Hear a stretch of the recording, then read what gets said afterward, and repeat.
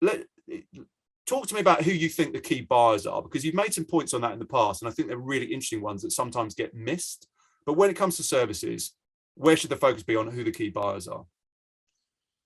Right. So I think it's worth distinguishing between. I talk a lot about internal buyers and stakeholders, and I think they're not always the same thing. So in a physical supply chain, and I think I get what you're saying about the technology piece around physical supply chains being a solved problem. I think there's a huge amount of complexity on a whole range of topics that I'm not even tangentially involved in typically. But yeah, certainly from experience, if working with a piece of ERP software or a procure to pay suite, often a lot of the work around measuring supplier performance cannot be encapsulated into a couple of lines in a purchase order. There's a lot of work that has to go on behind the scenes. But yeah, anyway, to get back to the point, I think oftentimes in a physical supply chain, what you have is effectively a series of dyadic relationships. Dyadic meaning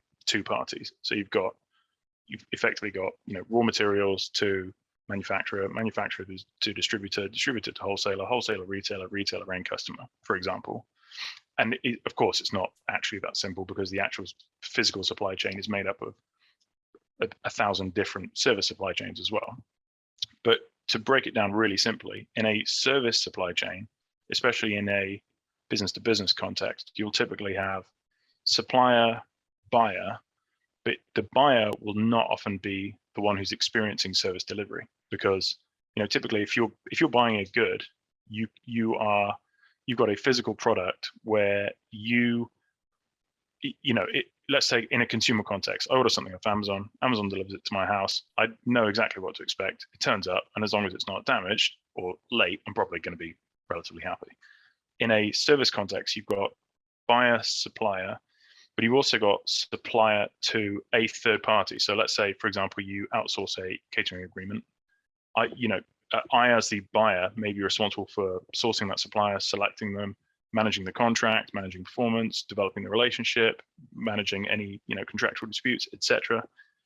But it's I may be one of 5,000 people who actually goes into the cafeteria and buys lunch, and so the experience of service performance is usually experienced by a third party as well. So that becomes that's challenging enough in and of itself. So how then do you make sure you capture the requirements both of the internal buyer and also that third-party stakeholder? And there are lots of good ideas around this, but figuring out how to capture that and put that into a dashboard so that you really do have a comprehensive 360 view of how well the supplier is performing is easier said than done.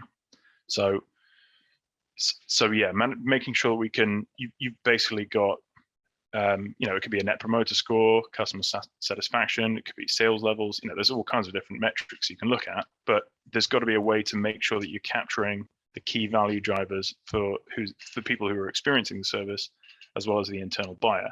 And that's a massive oversimplification, because of course there are external stakeholders, there's probably 10 other stakeholders within the organization who are concerned about the performance of the contract. So yeah, it gets messy very quickly, and figuring out how to distill that down and get all those requirements into a dashboard is part of what will be the third part that goes into the book, and figuring out how do you distill that and break that down when on time and full delivery is not the key metric that drives performance. Yeah, and I think in what you described there, it can be frighteningly complex, but that's why I believe the problems haven't been solved effectively thus far, because they are complex problems to solve. They are difficult problems to solve. So when you look at that scenario where who is the buyer?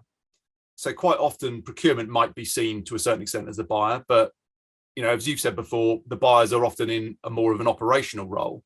So you could have that kind of triadic type relationship just in that context. But also when you look at, for example, an outsourced catering service, then you've got the end customer as well. But ultimately, it's all about working out still the same thing of defining what it is you want, and then capturing it and making sure that delivery is consistent between the two. If you can work out what you want to measure, there will be a way to measure it. Where I think where the industry is right now is so immature in terms of measuring this, that there are massive gains to be made without having to boil the ocean and completely solve everything all at once. Because when you're in a situation where it's such a difficult problem to solve, what we certainly typically see in a lot of cases is that there might be some organization and compliance around the point of contracting, but after that point there's almost nothing. And if it's tail spend that falls below a procurement threshold, then there's very little at all in terms of knowledge of what's going on. So there's just kind of a black hole basically. So even just upping the standards to understanding a bit more definition in the first place and actually holding suppliers to account can make a huge difference. But also in a lot of cases, there's very little competitive supplier activity going on. And I feel like that's where procurement can, there are various areas that procurement can really help those buyers. But culturally, sometimes you get the feedback that operational people within organizations see procurement as a blocker. But if people are being empowered by their organization to contribute to the overall strategy and that understand how what they're doing is meaningful in the company's goals, then surely that if there's the right relationship with procurement, that should motivate them to try and get the value out of procurement that they can around helping them define it effectively, helping them make sure they're getting the best price for the company, helping make sure they're getting the best service delivery for the company. It feels like there's some good things that can happen out of these changes.